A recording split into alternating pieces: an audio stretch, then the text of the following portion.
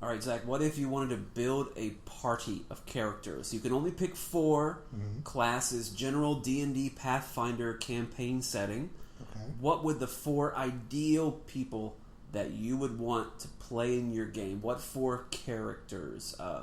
Like classes, yeah. Monk,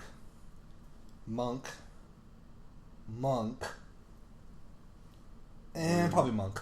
Blasphemy. That would be... No, thank you. Just kidding. No, honest answer, probably say cleric. Number 1, start with a cleric, build around a cleric. Probably a fighter, maybe a barbarian, probably a fighter. You know what? I'm just going to go full Final Fantasy 1 and say wizard.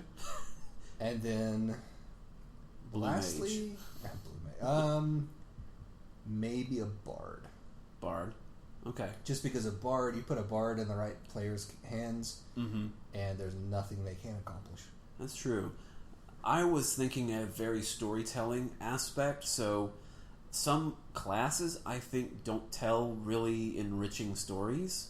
Yeah. Or at least they're really one-dimensional, so I would eliminate barbarian. No fighter.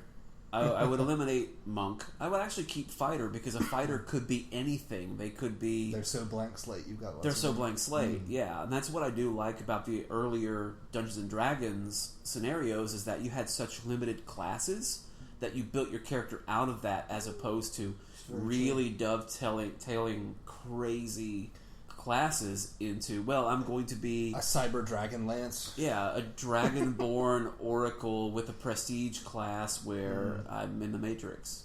No, thank you. Yeah.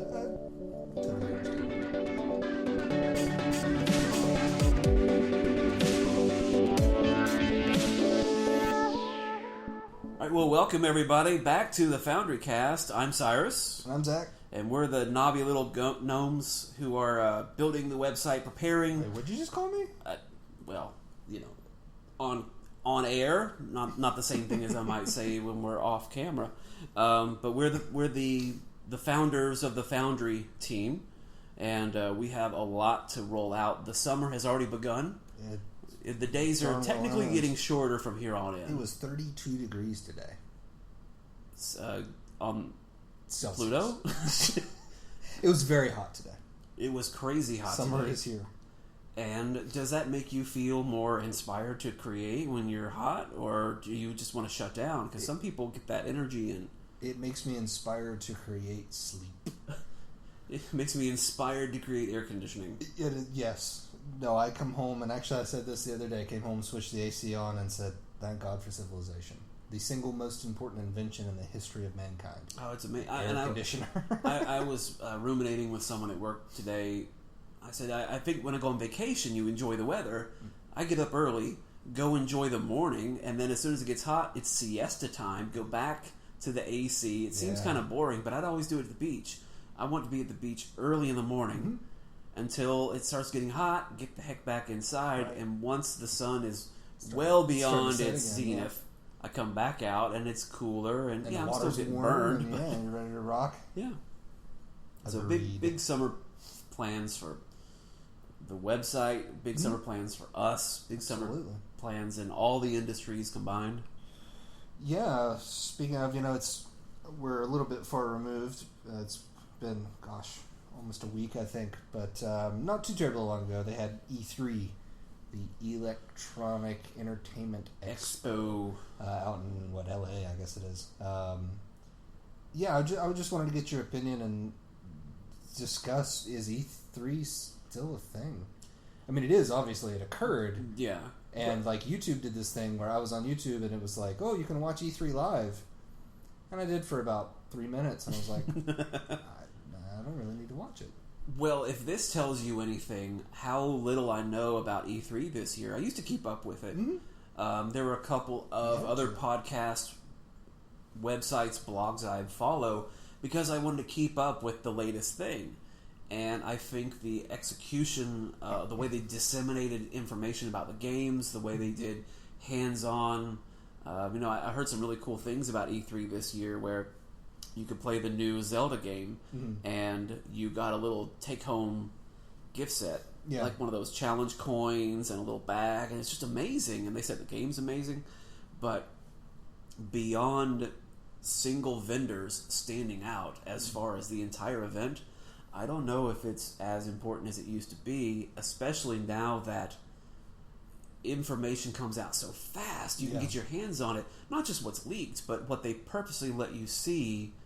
And it makes me even think of the movies that you can now go to see at 9 o'clock on a Thursday night. That still counts as a Friday ticket sale. Creeping up. Soon movies will be released on Mondays. I think definitely getting swag is a reason. I'd love to go to E3. I still would. It's always been my dream to go since forever ago, because E3's always been a cool event every year. And I'd love to go and get swag and see everything. But I was, like I said, I was watching it on YouTube, and I'm like, I've heard about all these games already. You're not telling me anything new. Nobody really announced. I mean, Sony and Microsoft announced new iterations of their consoles, but it wasn't anything that was like, oh, here's a new console. There really wasn't any major announcement. Nintendo announced, they announced this new Zelda game, and it's like, yeah, duh, of course you're going to make a new Zelda game. There wasn't anything big, and it's like you said, the information comes out differently now. They all hold their own press conferences. That was it. They hold their own press conferences and their own smaller conventions or expos. You go to the Nintendo event, and they're going to tell you more because they know they're going to get very direct press. They're going to take over the headlines as opposed to competing with all the other name brands. I don't know. It's weird, and it's a different. It's like the industry suddenly just realized that there's the internet. They're like, oh wait, internet is a thing, and it's been around for a long time. Why are we still getting together with everybody and, like you said, sharing press with Microsoft? Instead, let's announce our new console in February. Our own event. Yeah, if they didn't leak it so far in advance, then they could say, this is when we're throwing out all the big things. And I think that's the case for any time an event gets too big. It outgrows its reason for being there. Same thing kind of happens at Comic-Con. It's not the same gathering of the like-minded people. And now you find other conventions that are more appropriate for those people, more dedicated to what they're there for. So E3, I would love to go, just like I would love to go to Comic-Con. But I know I might get more out of Dragon Con. Or even a different local convention where... Comic-Con or... I definitely agree. Like, the attraction to me of going to Comic-Con is to say I went to Comic-Con. It's to go and be there for the event itself. It's not like, oh, I gotta go because of blank. It's, oh, I gotta go because I want to go. Because of fun. Yeah, and I think E3 is the same thing now. It's like, I just want to go so that I can be like, I went to E3 this year. Oh, what'd you do? Not really anything. I just kind of wandered around and got some free stuff. Nothing cool happened. I was at E3. It just seems like it's not on its last legs. There's still money. There's still advertising. But it's definitely... It appears from our vantage point here as basic consumers that the relevance is waning. It's not important anymore. No, not at all. Then again, if someone has tickets and a hotel room for me and a flight planned, let's go. Hey, if somebody wants to help me go, hey, whatever. I think it's amazing. It's very innovative. It's important, and everyone should attend and spend money and drink Coke. What? You mean Pepsi? Surely. Whoever's paying. Wherever the ad revenue comes from, That Lamborghini I drove over here to record today says Pepsi on the side, so we need to... No, I'm just kidding. We're not actually sponsored by anybody. Just FYI for everybody. We're not even sponsored by ourselves. No, I don't want my name on this. Are you kidding me? Well, speaking of things that are failing, well, maybe not so much failing. I did want to ask you a little bit about projects that didn't take off. I think a lot of us who are creators... We get so beholden and in love with an idea that we have. We do everything we can to make it work. And sometimes it just doesn't happen. Or the flip side, we try to make it work, but life gets in the way. And then you're 2 and 3 years removed, and it's sitting on the shelf getting dustier, and maybe your ability to carry it out is gone. Or you just don't know how to get back to it. How do you get over a project that's failed? Or... that you see no hope in executing? Well, I mean, there's different ways to go with it. I mean, there are some, like, I've got a great project. The project, my YouTube, is named after 9 to 5 Gamer. I think it's a good description of who I am, but it's also the quote-unquote show, the series I wanted to do called 9 to 5 Gamer. I have the first episode in the can, and it's been in the can for over a year now. Yeah. And it's been a matter of just time of going through and editing it and putting it together and, looking back at, I did it very early and I didn't have a huge amount of experience recording, and so you look at it and you're like, oh, I don't know how proud I am of this, et cetera, et cetera. So, yeah, there's some projects like that where you just have to accept that they were a learning experience and move on. Mm-hmm. Get what you can out of them and move on. There are others, like 9 to 5 Gamer is going to have to be finished. That's something that's important to me, and it's not a matter... Yes, I learned a bunch from it, but it's important to me to get it done and to put it out. So sometimes I think with a project, you have to accept that, you've been away from it for a while, but you have to come back to it carrying with you the lessons that you've learned in the interim, which is what I would do with 9 to 5 Gamer. I can go back to that footage and use what I've learned since to maybe improve some of the problems I had with it and make it into a better product. I think part of that is just like when you're writing a book, the creation of a video on YouTube. Professional person walks into a room, they sit down, they film themselves for 20 minutes, they hand it off to a friend who does all the editing, it goes up, that person gets 1 million views, they're able to pay for their house. Yeah. Like, it's very immediate turnover, but when you're writing a book, you have the ideas and you write them down, but when you really try to put them together, you go, well, that doesn't make sense. Why was this person in the elevator one moment, not the next? So you have to craft it over time, and I think that as you evolve as a storyteller, and in my opinion, like J.K. Rowling did, book 1 to book 7, way more sophisticated, but the same spirit was there. You do learn things, but some things you have to just put out quickly, otherwise they won't get put out. Right. And I think between you and I on some other, I wouldn't say projects, but things that we've written, things that we did in a group or in a blog or some other web setting, that, oh, this is a great idea, let's do it, and we were so on board, but we were also trusting other people to help us execute it. Or I keep saying the word execute, I just realized. It's all right. That's a good word. It's a valid. But other people to help us carry it through. We want them to write with us. We want them to create with us, and then time gets in the way. Sure. So I think there is something to be said for you've got to do it all yourself or do most of it yourself and take responsibility, because if you count on other people to do it, it's not going to happen. Yeah. But sometimes know that there are good ideas that will always lay on the cutting room floor that just never make it. Like TV show pilots that are really cool, but nobody got behind that, and it did a half season and died young. Yeah, I mean, you have to go through iterations of ideas, and you have to try things out. You're not going to learn how to do something well if you don't try to do it. And the results are not always going to be useful or worthwhile, but as long as you look at any failed project from a perspective of, maybe it failed, but I learned blank, I think that's a healthy attitude to have. It's a good one to have in retrospect, though, because you can always go, I learned this. But at the time, you're like, it sucks so bad that we had these 5 people who were going to help, and it was, I think of a video project that I was tasked with helping. I was going to help write the script. I may have been a background actor. I wasn't going to be one of the main roles. And I was going to help shoot it, and I was going to do a lot of the behind-the-scenes positions. And it was almost the week beforehand. I had already taken a couple days off work to do it. And the guy's like, we're moving on with a different project and different script.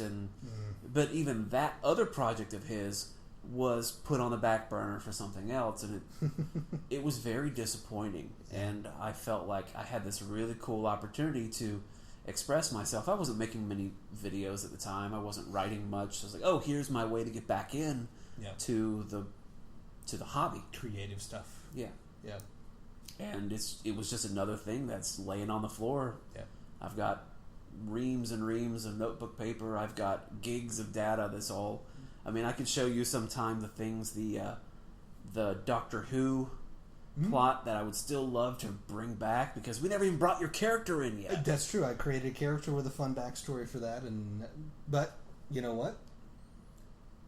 Hey, might happen one day. Could happen one day. That's the other nice thing. Like I said, with 9 to 5 Gamer, that will happen one day. But yeah. Other projects, I did a project a long time ago that I was not very happy with the results of, but the core idea I love a lot, and I would love to go back and revisit it one day, because I think redo it again with better tools and better understanding and better experience, and you're going to get really, really good quality. Without sharing with me necessarily, is it one that I know about already? Yeah. Okay. It was a long time ago. Okay. It was a very minor thing, but yeah, we've had a lot of those. I think you and I, if someone could just be underneath us with a pan and catch all the drippings of the ideas that we generate just at dinner, the jus of our brain, you pour it back over to get the all. Oh yeah, marinate back in our own jus. That's disgusting. You know, I was thinking I did want to ask you a little bit and discuss. I wish I had brought the article, but I remember reading something about superhero movies and genre movies. What's popular in the movies, in media at the time? Sort of themes based on what's happening, people's feeling of disenfranchisement. For instance, right now, big thing, zombies. Also big thing, superheroes. 10 years ago, vampires. 10 years before that, more magical type things. And some of it was, you can follow political problems and what the... I don't know how to say it. Okay, for now, people feel as if politicians aren't going to help us. Right. That we are literally fighting undead hordes. It's up to us. Very much, you got to take care of yourself. Take it on yourself to fix the problems in front of you. Very doomsday prepper kind of people because of politics. There was a time where it was the high level, super strong politicians who didn't care, and that was vampire lore. So it was us versus bloodsuckers. Now we're going against brain dead, and brain dead undead. And they could even be seen as the people wearing all the fashionable clothes, who listen to the same music that they don't even really like, but they're told to like it, so they do. I mean, I think you look at... I remember when the first Avengers movie came out, there was a lot of people... There was discussion about... it's an attack on New York. And they were talking about, reflections of 9/11, and is this appropriate? And it's been, at that point, it had been, more than 10 years since 9/11. Yeah. And they were like, we feel like it's appropriate. And I remember before that, Cloverfield. When Cloverfield came out, that was really the first, and it was more of a horror movie, but that was the first, disaster movie that dealt with New York under attack. And I remember when it came out, because that was 07, 08, something like that, and people were talking about, is it appropriate to start talking about this now after 9/11? And I feel like it was almost like a cinematic, dealing with the effects of 9/11 through film. We're processing and dealing with what that meant. And so now it's you have these superhero movies that are now dealing and processing with, like you said, the same events. When you look at, all the Iron Man movies about terrorism. Yeah, they're basically all the bad guys in the Iron Man movies are terrorists. And so, that's the hot topic now, and that's one of the big internet, that's coming up all the time. And the new, spoiler alert, if you haven't seen it, the new Avengers, the new Captain America, Winter Soldier, the new one, Civil War.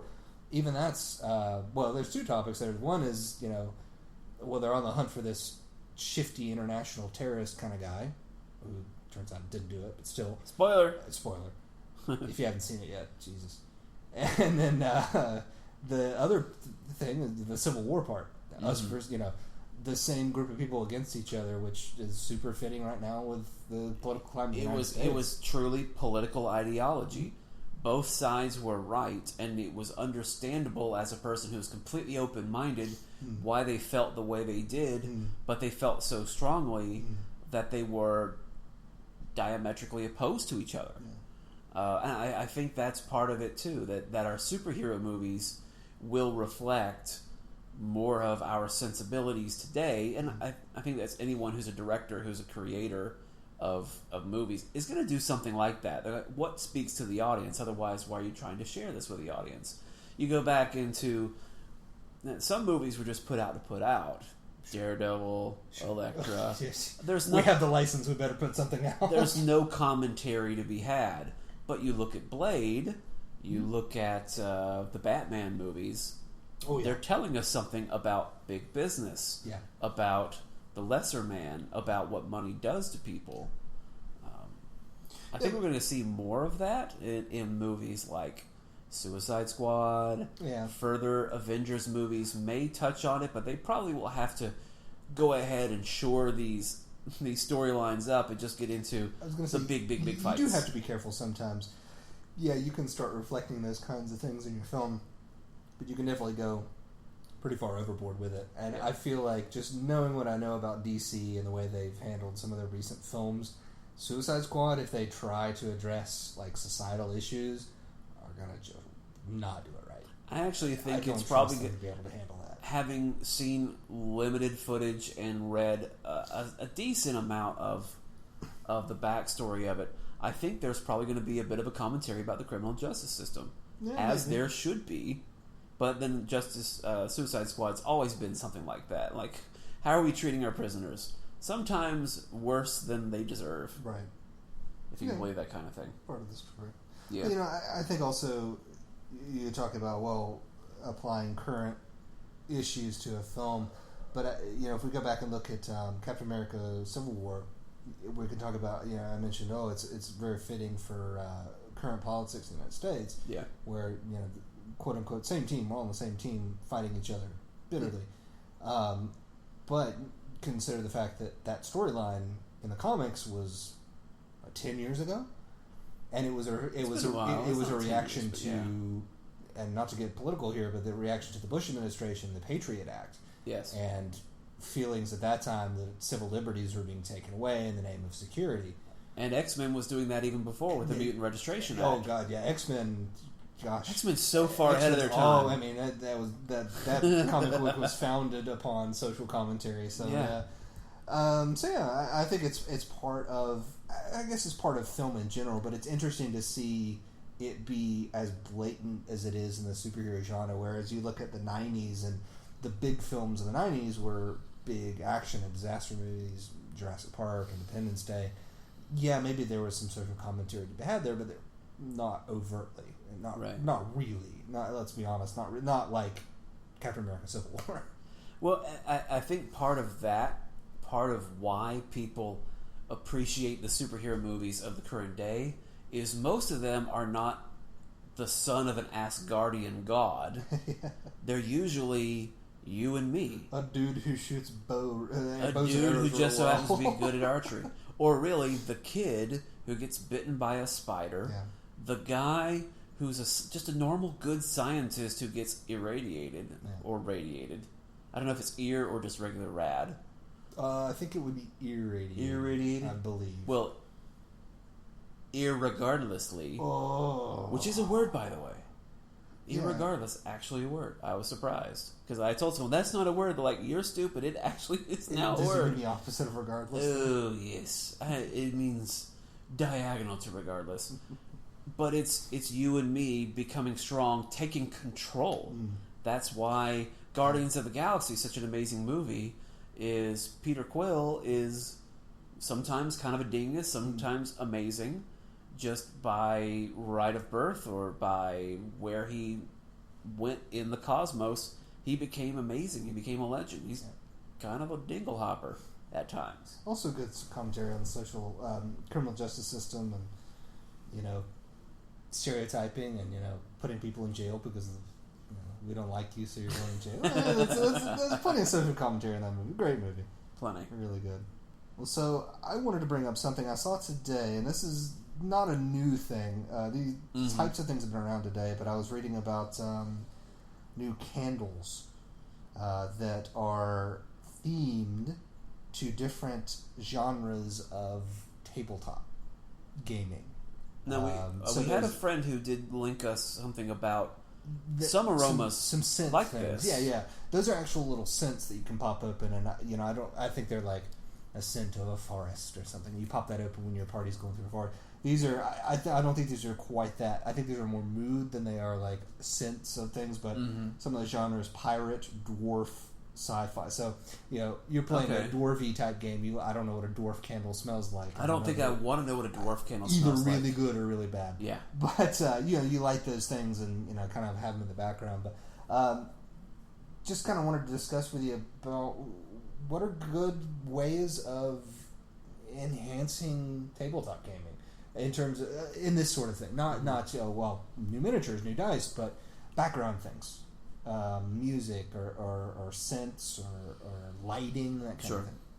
Well, and hopefully you have recognized how much I appreciate this sort of a theme. Yeah. Because of the way I structure some of my games, and I would like to do a much larger version of this in another video at some point. Sure. Yeah. Absolutely. Because I think it's something that can get underutilized at times and is rarely overutilized. And that's immersion into the game, because we're not here to play a game where we already know the character that was created by somebody else. The actions were created on a analog button, and we press it and then the thing happens, or we just time it and then another thing happens.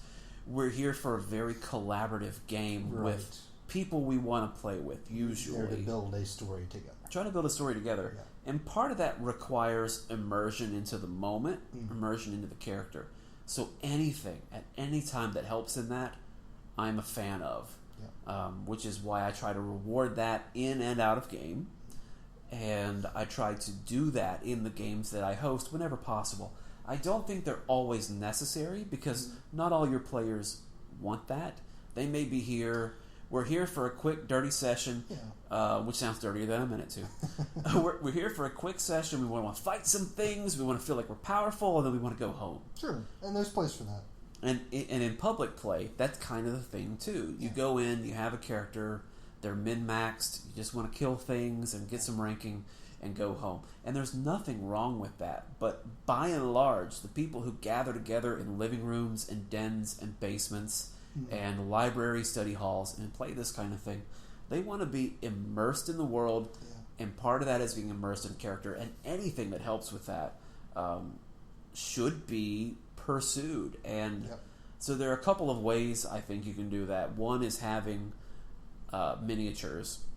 Sure, That's not necessary, but if I can look down on the field, and then again, we're imagining that this role-playing game has a combat tactical element of some kind, so that you do have a field of play where something is going on. If we're playing Star Wars and we have a beautiful ship, then we all go, here we are, we're in the moment, we have the miniature that matches my character. Yeah, so I'll bring up another thing that I ran a Star Wars game for a group, and that's part of it. And I'll bring up another thing later that I did, along this topic. But building that ship, I mean, it was super simple and There's not a whole lot of gameplay that we did on that ship. It wasn't. There like, were a couple sessions. There were a couple sessions, but it's not like every week we're spending a bunch of time moving the minis around the ship. Right. But the ship was important because that made everybody feel together, feel concentrated, like, look, that is our little ship. But what the ship did, in its simplicity, but still great design, wasn't that we felt like we were on the ship all the time. It was also that we had our little figurines that looked like the characters. So then when I saw my character, I was him. And when I saw somebody else, they were them. If it was just a blob on the table, it's not. That's me. I'm the blue dice. You're the green dice. That's a little different. Sometimes that's what you have to do because of what you have available, and that's okay. Nothing is wrong with it. But if you have the one that looks like your character that you painted, I know you do some painting and some body that makers. That was a situation where I had the time to actually sit down and I made minis for everyone. And all of our minis looked point on. Like, perfect. And that was part of the intention, was like to bring everybody into it. So when you see that character, if my character got hurt and they were like disabled and laying down on the ground, you could see my character is hurt. He's laying down. Like, help it. He's right there. That is me. That's not just a representation of me. But if all you have is a representation, that's okay. Yeah. Nothing wrong with it. I almost feel like you need one, if not two, major elements. So miniatures would be a good one. Yep. So for the current game that I'm running, I'm asking that people go ahead and trick out their miniatures. Get them looking kind of like you. Otherwise, go buy one that looks like you, or let me use one of mine that's already painted because I just bought a lot of them. Not a lot, but a lot of them. A lot, so that you can picture the character more as it's happening. The way they're facing. Their back is turned to the bad guy. You're like, oh no! Like you can see the creatures coming up behind them, and then that also adds to part of the storytelling. It works well. Yeah, I mean, I've had definitely plenty of times in a game where combat's finished, and our minis are still on the table, and before I have a conversation with another character, I'll move my mini over next to their mini. Like, it doesn't matter. Nobody cares. It doesn't matter gameplay wise about where those minis are on the map, but before I'm going to have that conversation, for me, I'm going to visualize my character go into them. I've always enjoyed that. The next thing would be terrain, and this is another part of immersion where you can go big, and you don't have to, but anything that you add, especially if it's, and this is a word that I'll use a lot in Crafty Bastard games, representational. Sure. The first time you guys went into the Wizard's Tower, most everything was just made with foam board. And so if it was a bed, it was just a piece of foam board painted kind of like a bed. If it was a chair, it was a little brown square. If it was a table, it was a bigger brown square. But having that on the field of play automatically told you what it was. Right. And so when you looked at that, you didn't go, what is this brown thing? You would say, what's behind the chair? Yeah. And that brings you back in even more. So the more realistic you can make it, sometimes you can almost hyper-focus and then go, what's that skull? Like, that's not actually there. It's just some litter. It's just some color. Yeah. This is just flavoring, but to add the theme of where you are. But if you go, oh, I see that bookshelf, there are books in it, what are all those books? And you say that bookshelf is empty. So you don't always have to be super lush with your terrain. But at the same time, you can give players new fun ideas with that sort of thing, where, for example, oh, my character is going to climb this tree I'm standing next to. Yeah. And as a GM, you're like, oh, I just put that tree there for decoration. But if they want to climb it... actually, no, you're climbing the tree. Sure, give me a climb roll. And it's... so there's definitely, you're enhancing your players' understanding of the environment. Yeah, and this is something I really want to get into in a different video, but that's going from 2D to 3D changes the way you look at the field of play. Absolutely. If it's all flat and done on a marker, that's cool, and do it, especially if you have multicolored markers, or if you had tiles that all look different. But as soon as you break up into the third dimension, everyone's mind changes. How can I climb this? How can I get under this? I'm going to hide behind this. Start thinking more about a hole in a wall. Where if you draw a line on a map, that's just a wall. But if you actually have a little hole, you see some cracks in the wall. Well, my character crawls up to that hole and looks through it. Yes, that's just that little bit of a change can help a lot. I mean, there's some other things. Like I said, going back to that Star Wars game, I remember when we first did the very first game and bringing the party together. Oh yeah, the classic. You've all been in prison. Yeah, you all wake up in a room, but it was a situation where I wanted the party to feel like they're being intimidated and etc. So very consciously turned off all the lights except for the one bright light directly behind me. Yeah, and I stood up behind that light so you really couldn't see me. I remember that now. You're projecting. So even just something simple and temporary as a couple of lights here or there, or something I always did for every game for Star Wars was a title crawl. Similar thing. It didn't take a huge amount of time to. It took some time, but not a huge amount of time to set up and get ready. But those little mood adding bits to just get everybody into the right mindset. That's what I would consider to be an environment.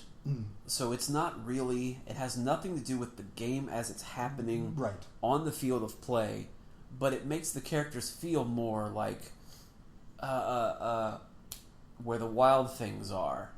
Do you remember reading that book as a kid? Yeah. Do you remember how everything started to fade into the world of the wild? Yes. And then faded back into his room? Anything you can do to fade the world around you. If that's turning down the lights. I've been playing with that app, Sirenscape, where I bring up the music. And sound effects. I'm not 100% in love with it yet, but there's just been having a few weird spots where somebody there was that moment in our last game where it got really creepy, and you heard that tone, and everyone got shudders. I'm like, I wish to God I planned that. You always pretend to I mean, I did. That's basic GM 101. Our friend John, do you remember? That's when the huge Leviathan came out of the water and ate the witch floating in the air with that music box, that sound. And he timed it to the music with the roar. That was so creepy. And anything you can do to set the mood, whether it's with lighting, with music, with any other special effects. I've seen people use almost like a cheap Spencer's Gifts laser that was red and put it on a field when they were in a lava cave. Yeah. That was really cool. Now, granted, you couldn't play more than about 45 minutes without getting a headache. But it looked really cool. I automatically felt like everything had weird, hot, warm lights bouncing off of it deep underground. So if they make a lava-smelling candle, you're going to start using that too? I don't think so. No, candles are not your thing? No. Now, the last thing would be, for environment, would be costumes, which this one's kind of tricky because that's probably getting into the nerdiest level. That was the other thing I was going to bring up, is like taking it to that level of LARPing. And that's something I've never had the opportunity to do, and I will be the first to admit I would be happy to try because I'm comfortable with how nerdy I am. I would say that LARPing, for me, the non-combat sounds amazing because it's nothing but improvisation, acting. You get a group of people, almost like they're an acting troupe. They're just putting on a play where we have very well-established characters and we're talking as ourselves, and then we have points, we have plots. The combat side of things, no, because I'm going to rage like a barbarian, even if I'm a wizard. And I'm going to be punching people. Things with axes. Yeah, what attracts me the most is the combat session part of it. Because for me, a LARP is you're physical, so I want to do the physical stuff about it. I'm going to be, but then I'm thinking about it more. It's like that is the way I would see myself most getting into a character, is where literally to be my dwarf, I am wearing a beard and I have a hood. And I'm stomping around, and so you're almost forced. When you're sitting around a table, you're trying to be in character, but you're still sitting around a table. You're still getting up to get a drink or eat some Cheetos or something. If you're in the woods in a costume, you're your character. Whether or not you want to be. The rules of the game are you are your character. You're your character. So. I think that would be. I would love to try it. I think it would be fun. I don't know how successful I'd be because I'm not the best actor in the world. But first of all, you're better than you think. I think it'd be amazing fun. But then, if that immerses you into the character, that you have to spend an entire weekend eating, sleeping, crapping as your dwarf. Yes, that sounds like a hell of a lot of fun. But then we get out in the field of combat, and then I shoulder tackle someone and try to bash their head in with my forehead. And they go, no, you can't do that. You're a boss. You're supposed to throw those beanbags. You're supposed to go, and then wait approximately 1.5 seconds between throwing. That and then totally everyone understand. has a generous boost of spirit. Like, no, I don't care what character I am because I'm literally going to fight you in real life. Because there's no way you're going to happen to have a bigger axe than me and go, well, that's a +4 damage. You're down. Like, no. There's a YouTuber I like a lot who does it, but similar but not the same as LARPing, as they do historical battle reenactments. I've been to one. That would be fun. Because then you have a spear and a shield, and guess what? You can use those to the best of your ability. Well, I was told that I had to die because the army that I went with a very good friend of mine, and we did a Civil War reenactment. Okay, yeah. So the best part of that is not the war reenactment. Yeah. It's the Civil War era stuff. Yeah, it's the camping. It's the camping. It's the the food made at campside. Yeah. It's going to the dance. It's all the people who are. That's what I think LARPing. Crafting and the attraction of LARPing is that side of things. So cool. What I like about the battle reenactment, where it's not Civil War, you're firing muskets at each other. You can't really simulate that with Nerf guns. But the great thing the great thing about Sword and Shield is you can have a foam sword. Not a foam, but like a wooden sword. Like you can have weapons that they're going to hurt when you hit it. They're going to kill you. And so you can use that spear as a real spear and know you're not going to kill the other person, but you can have a real fight. And what I'm hearing is we need to go have dinner at medieval times. Sure. I've always wanted to go medieval. I've never been. I never have either. So, con's coming up. Big con. Lots of stuff going on before that. What is it? Less than 2 months now? Oh, no. We've got. It's what date? Yeah, a little bit more than 2 months, but not by much. Okay, It's coming up fast. But let's look post-con. What do you got planned post-con? What are you doing? Well, the truth is, pre-con, there's still a lot that needs to be done. Oh, But post-con, I've got a few ideas.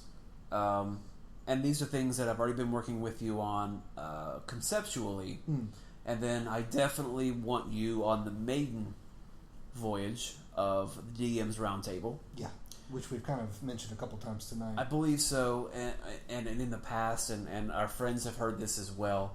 And this is, I haven't quite landed on the forum. If this is going to be podcast, I would prefer it to be digital. Even if this has to be online, like through Skype or something, because the way it would grow. Right. But it would be a conversation between people, kind of like we did tonight, as dungeon masters or game masters. Not Dungeons & Dragons Pathfinder specific, sure, but more about people who've run games and what it takes. And I love the idea of telling stories as well. Sure. Yeah. So that hopefully by the end, everyone will have shared something. And then the growth version of this wouldn't just be, it would be me as a central host and then you as I would say part-time host, maybe a lot of the time host, because definitely love what you have to say and your input. But then we would always have a featured game master. So some of our very good friends who have run games before. Anyone that we've known that has run a game before, especially one that we've played, but not necessarily so. Sure. Yeah, and then there are some perspectives. So. Yeah, there are some other minor online celebrities who I would love to reach out and say, would you be open to doing this? And of course you can use the footage and stuff for your own videos. Advice: when you reach out to them, don't call them minor internet celebrities. Well, okay. Be like super huge stars, red carpet, amazing people. I've got 3 in particular that I think would probably respond. Yeah, especially if you've already got a couple episodes in the can. Sure. I would love to hear what they have to say because some of them are downright bastards, but amazing storytellers, and some that have run lots and lots and lots of games and part of the community that I'm trying to connect better with. And another thing that I have is what I'm tentatively calling in my head RPG stories. There are 2 versions of this. I don't know which direction I want to go. One of which is a retelling of the stories of the game, of the Birthright campaign. Sort of like the crawl that you've done for your Star Wars games. This would be a lot like the video that I showed you all before we kicked off this current arc. I like that a lot. Where it's a combination of music and narration and voiceover and pictures so it's sort of like a elevated slideshow of the story of the characters so far. The other version would be completely new characters that go through a story, and it is pictures or video of characters on homemade terrain. So it would be the tower fortification that you all ran into most recently, or one of the other ruins, or some mountains, or some horse and buggies and towns and things. And so the characters, as they go through a story that I would write, that I already have some ideas, and I already have sort of a central cast with who they are. and I would take pictures or video and do it like a mock terrain of that, and then sort of serialize it as a story. That would be a lot of fun. That would be. Sorry, I'm thinking the production side of things. That would be a ton of fun to make. It would be so much fun to make. Because what I would have to do is think a couple weeks in advance, and then I would be creating terrain based on this, and then I could save that terrain and even use it in some of my future games. Yeah, and that actually that was something I was going to mention a lot earlier on when we were talking about using terrain and miniatures to enhance gaming. I was like, well, part of the problem with making terrain is that you have to make sure your players go to that terrain. But if you're writing the story yourself, you don't have to worry about that. You can definitely go all out and plan. I've been working on invisible railroads. It's not perfect, you have to reel but it a little bit. You have to do it a little. Well, we'll save that for DM Roundtable. What do you got going on post-con? Well, I've got definitely 9 to 5 Gamer I mentioned earlier. I really want to get that first episode finished up and up online on my YouTube channel and record a couple more of those because it's a ton of fun to record. It's a lot of work, but it was a lot of fun to do. So I'd love to get back into that. The biggest project I have short-ish term, as in by the end of the year, if you want to call that short term. Mm-hmm. A project that I've dreamed of doing for several years, and I feel like maybe I want to start doing it now this year, is building an arcade cabinet. Yes. I think I mentioned it last episode, but I want to put together it's going to be probably an MAME cabinet, MAME, whatever you want to call it. It's an emulator that does arcade games, and there's all kinds of there's woodworking involved to build the cabinet and lay it out the way you want. There's electronics involved and wiring all the pieces together. There's computer building involved to build the internal guts of the thing. There's programming involved. Even decorating the exterior of decorating the exterior, getting the cool back, the marquee at the top lit up. So there's so much fun stuff to do with that project, and it's always been something I want in my quote-unquote man cave, something that you walk in and that's there. And hey, you want to sit down and play Ninja Turtles? Yeah, fire it up. Let's play some Ninja Turtles, just like old times. So that's really exciting. I've got a couple other video series that I've got kind of knocking around thinking about as well. But, looking out further, really long term, I've got a couple of ideas that have come into my head recently that are, I think, fun. Mm-hmm. So we're going long term now. Long term. The first one I mentioned to you very briefly, and I wanted to get your full take on it. And you're not going to hurt my feelings if you say no. Let me say that first of all. I've had other people that I've approached with this in the past who have said no, and it's disappointing, but I understand completely because, holy cow, it's a huge investment. There is a racing series, and we're not talking about video games, we're talking about real-life racing, called the 24 Hours of Lemons, which is a play on the 24 Hours of Le Mans, which is a very famous sports car endurance race held in France every year. So the 24 Hours of Lemons has grown into a series. They do a bunch of these races all over the country, but the idea is a group of people enter the race. It's not quite 24 hours, but it's a long endurance race using a car that they purchased for $500 or less, i.e. a lemon, a piece of junk car. And part of the fun of it is, and the events are kind of big parties. You get together and you're hanging out in the pits, and there's drinking involved, and as you'd imagine.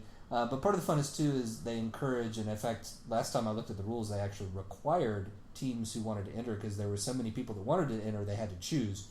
And they chose you based on how good your theme was, how much fun your theme was. So the whole idea is your team, the minimum I think is 4 drivers, so there have to be at least 4 of us. You have to come up with a fun theme, decorate your car, wear costumes. I saw a video recently of some guys who their car was painted to look like a giant cookie monster. It had huge googly eyes and everything. And the guys driving it dressed up in Sesame Street outfits. So it sounds like a lot of fun. It's not super... Well, it's nerdy in a certain way, but not traditionally nerdy. Right. Although I think we could take it that way. My thought was to make the car look like either the Millennium Falcon, which would be great if it was a Ford Falcon, or make it look like the Starship Enterprise with the nacelles coming off the back. Oh, that is... But, interested? The in one word, yes. However, would this be the local chapter, or would this be joining the national race? No, there's a couple. They do. It's all regional. They do regional Yeah. events. So there's a southeast region, which we're in the southeast, and they have, at least this year, they had 2 races in the southeast. One in the spring, one in the, and they're going to have one in the fall. They're not there yet. Which is at a track not too terribly far from here, a couple hours. It's in the same state, so not too terribly far. It's reasonable. It's doable. It would be financially intensive. It would. That is probably my only fear at this point. It is definitely what stopped me in the past. Be on the card. The car costs $500, but there's also, you have to put a roll cage in it and have to get safety gear. Yeah. There's registration fees, all kinds of stuff. And then having that tow truck ready to come get you. They have the tow truck there for you. I don't think you have to pay for the tow. Okay. At least I hope you don't. Probably the registration fees. But that might be a project. We might talk about that. I might try and recruit a couple other people, especially people who know something about cars, or at least more than I do. The other one I came up with literally today, and it would be more reasonable, definitely doable. And I know somebody else, at least one of my other friends, who I think would definitely be interested. It would still be a little bit expensive, but not quite as badly as building and entering a race car in an endurance race, because holy crap. Dragon Con, again, looking forward to Con next year. Definitely no time this year, but next year. They do robot fights. Robot Wars. Remember BattleBots? I still watch it? Yeah. Well, yeah, it's still around. Yeah. They're not on Comedy Central anymore, but they do robot fights. And it would be really fun to enter a robot in the robot fights. I think that would be a lot of fun. And I think that would be a more attainable goal. A few $100 to put that together. I would be more afraid about us getting copyright infringement for doing Voltron or, doing a spinning blade that's blue like Sonic the Hedgehog. As much as I love Voltron, I don't know that Voltron's design is most effective at robot fighting. If your robot's tall enough that it could jump over the other stupid robot, maybe. Well, okay, given current technological limitations. To tell you the truth, it really scares me because I've built some heavy, or at least I could build, repair certain types of machinery, and I was watching BattleBots, I believe, last night, if not the night before, and the combat round went like this, bump, bump, bump, bump, bump, and then one of them that you think should lose had this one spinning cylinder and hit the other one so hard it just shorted out everything on the inside. Knocked loose a solder joint or something. Just boom! And just so much rotations per minute. That thing, there was no way that it was going to make it. It was amazing, and I'm afraid that if I go and try to build something that hardcore, it's going to hurt me. You do have to be careful, especially when you start talking about, let's put a bunch of lithium-ion batteries in it, and there's danger involved. Yeah.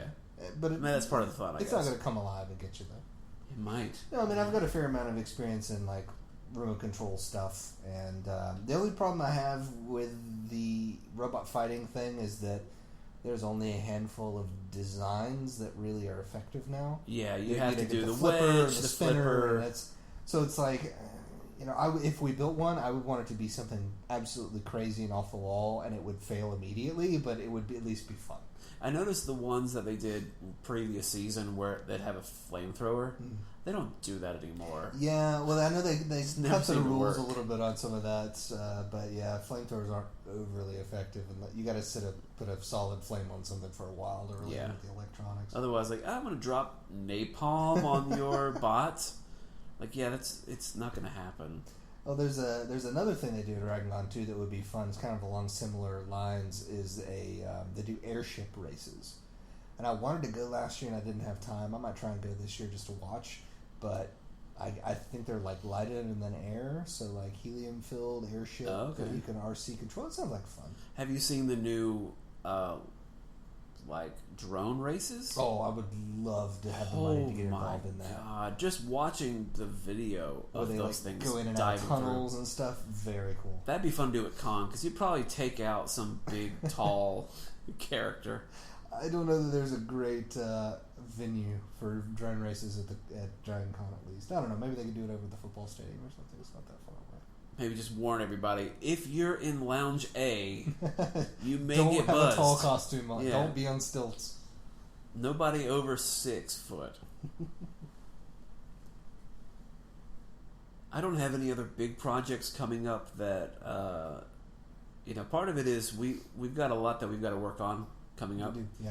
We've got some friends of ours who've already committed to doing some really funny bits, some videos that we're going to help them edit. I'm excited to get their teaser trailer up and going maybe sometime this week. It's going to be really funny. It's funny on its own. No editing necessary, but just more stuff from them. We can clean it up a little bit. And they already have these other ideas, and this is what I love about the creation process, is as soon as your light can sometimes be passed on to somebody else. And that's part of how I even got into what I've been doing lately for my games and for the Foundry, is other people's creative juices.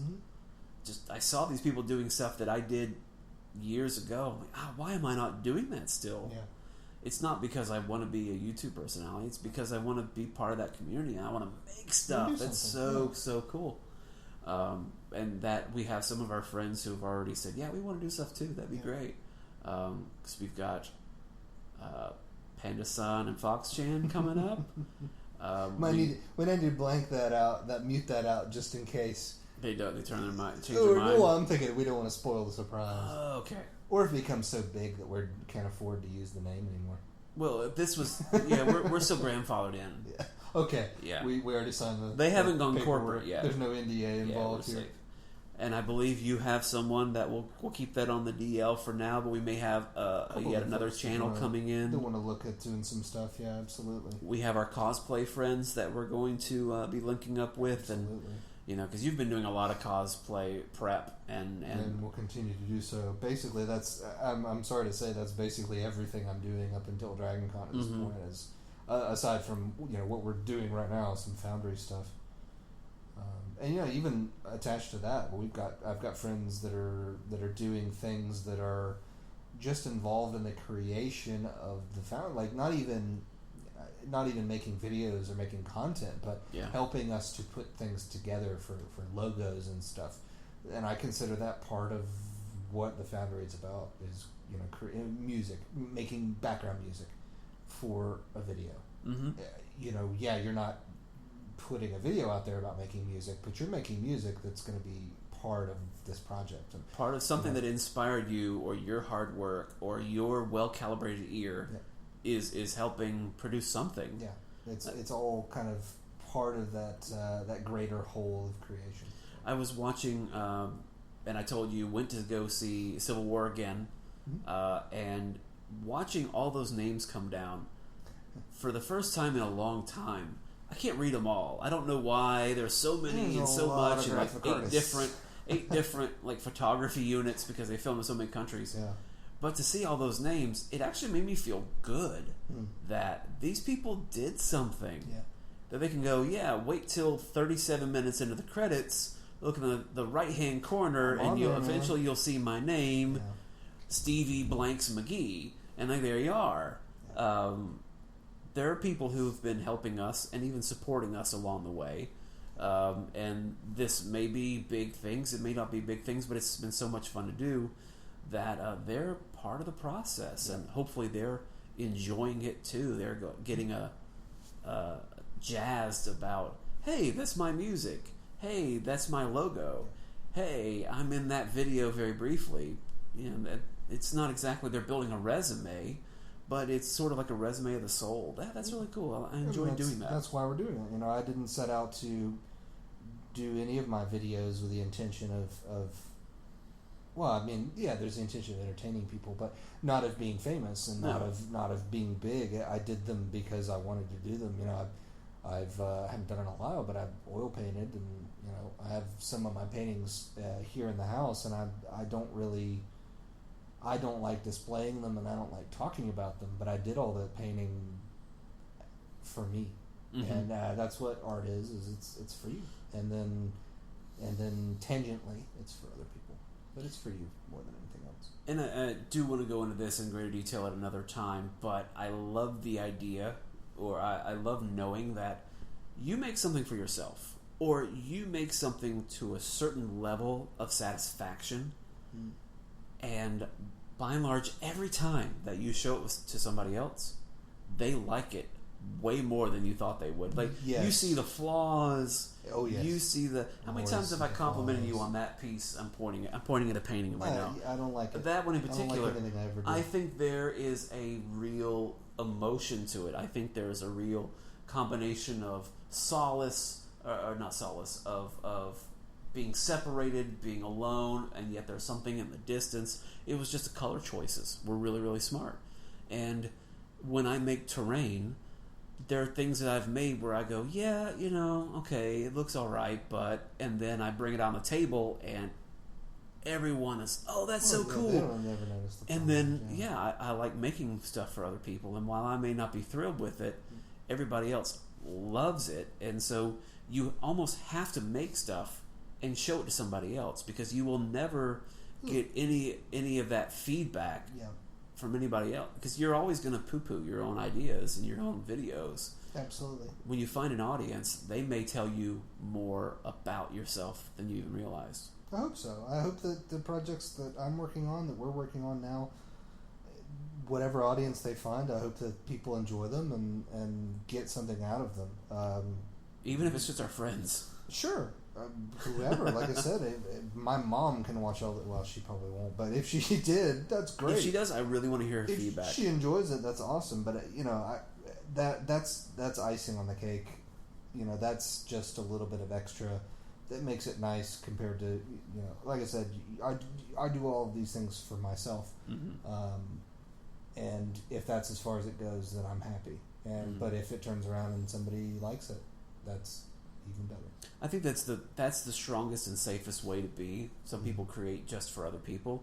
Yeah. I create for about a 50-50. I like doing it. I enjoy doing it. I like feeling accomplished when I have an idea and I can take that idea and make it three-dimensional, or put it on. I did a lot of videos on my personal YouTube channel that wasn't amazing, but it was just so much fun, and I like looking back and go, oh, I have a catalog of about 15 different videos that I made, and some were serious, some were silly, some were entries into contests where I had to do some video editing, and it was just so much fun.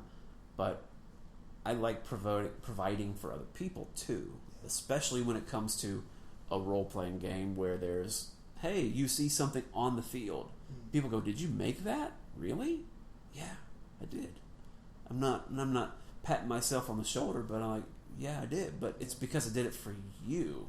I wanted you to have fun with this. Not to get too far in tangent, but I'll also say, I've certainly run into times where I lose a lot of creative drive when I am only doing something for other people. Yeah, I can get that. Yeah, that's happened a couple times in doing tabletop gaming, where it's like, normally I would be doing this for myself and other people to enjoy. When it gets to the point where you're not getting anything out of it personally, but you're doing it for other people, I find that very draining, and I find that really hard. And I know some people, that's what they do, and they feed off of other people enjoying stuff. I'm not saying I don't enjoy. I love it when people enjoy this stuff, and I do. But for me, it's always going to be, I do it for myself first. And if I'm not enjoying it and I'm not loving what I'm doing, I'll never love the end product. But if I'm not loving the process of what I'm doing, then I probably won't do it. Yeah, and I've even done that with my games where I want to love the process so much that maybe I go down a slightly different path or route than I had intended, just because this is where I want to go with this. And then if the party ends up not going back into the woods, so be it. That thing just sits back in the room, and we get to it at another date. That's okay. We'll find another use for it. I would like to say for anyone listening that we are probably going to have some really great blogs coming up. Yeah, individual, some joint efforts. We'd like some of our other colleagues to be pitching in as well, so that this audio podcast is going to be coming out after the website launches fully. So you'll probably already see some of these things, but if you don't see a lot of blogs, we'll have several upcoming. Should be pretty entertaining. And I would like to suggest for a future FoundryCast, I notice you have Legos over here. I do. And I have Legos. We've talked about Legos. Yeah. We need to have a Lego cast where we're building something. Building something together while we talk? Building something together or separately while we talk, and then we post it on the Foundry website, and then you can see what we built during the like Lego Cast. That sounds like a lot of fun. Do we have to post step-by-step instructions on how to build the thing like they do in Lego sets? I might be able to. I think I have the software to show you step 1, add this piece and that piece. Mine will just be all of the little colored antenna, bright green fluorescent see-through antennas. Just antennas all there. I love that. Hopefully we don't get a trademark strike against. I mean, it's still going to be the Foundry Cast. Sure. The Lego Cast episode. We'll be using plastic construction toys. Okay. The plastic construction toy cast. Mm-hmm. Would it be easier to do one of the other Hasbro? What's the other one? Mega Blocks. No, Mega Blocks Cast. Lego's European based. We're fine. They can't touch us. They're too far away. Well, again, thank you all for listening. I'm Cyrus. And I'm Zach. And we'll catch you next time on the FoundryCast.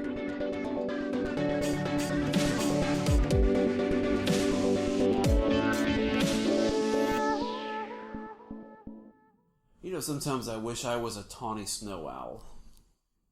Yeah, I think we all have those dreams. One important another in our lives.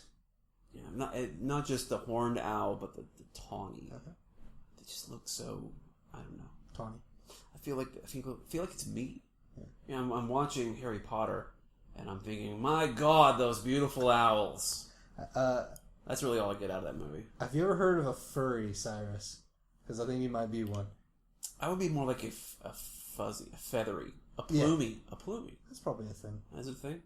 I think there's scalies, so I'm sure there's a plumie. Could you imagine a scaly and a plumie getting together? They would just be... It's called a dinosaur.